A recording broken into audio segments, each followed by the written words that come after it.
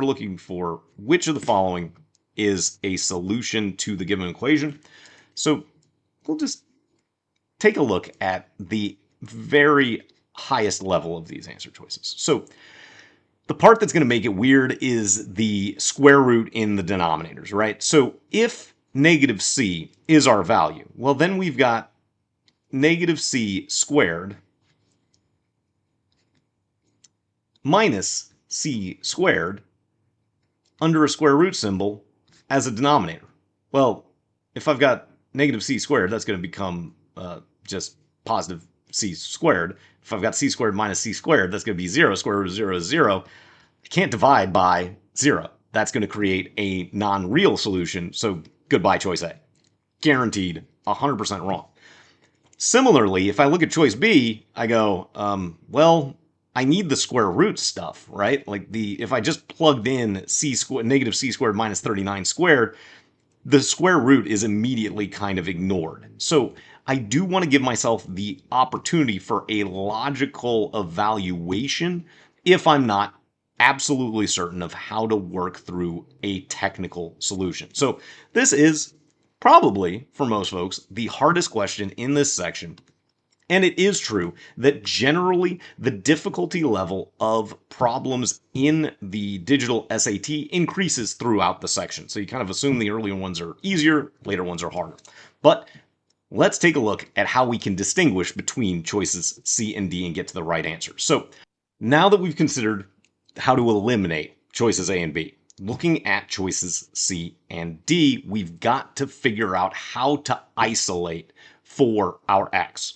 And the way that the equations are set up, we can see that 39 is the only constant itself that is known. We know that c squared is a positive constant, but we don't know what c is. It's an unknown. So if we were to maneuver that c squared over to the left-hand side, we'd end up with x squared minus c squared is all over the square root of x squared minus c squared.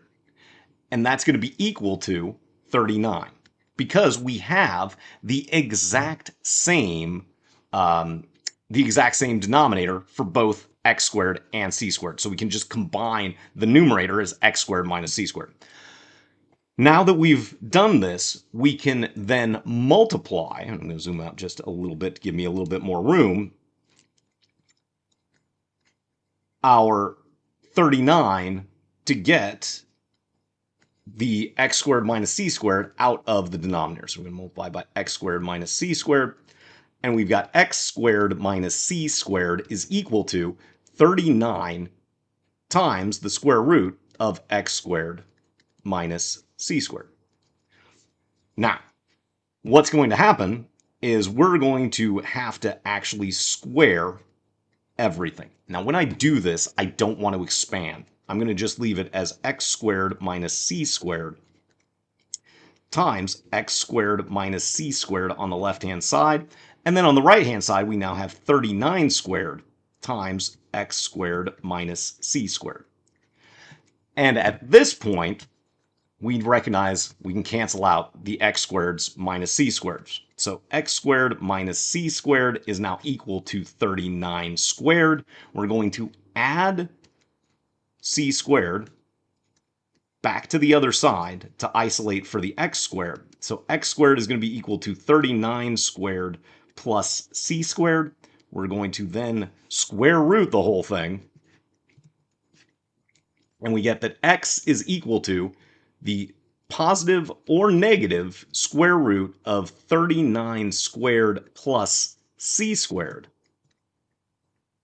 And of course, we don't have the positive option, but c, it's not 39 squared minus c squared, it's 39 squared plus c squared. Doesn't matter which order it's done in. And our correct answer is the negative because that's the only option that was given. So that's how you solve what is probably for most folks the most difficult question on the exam, but we were able to get it down to a 50-50 shot just by considering the logical implications of A and B up front. To solve for it fully, you're probably going to have to do that manipulation. The manipulation is a little bit difficult, but you just go very deliberately and you can reach the correct solution.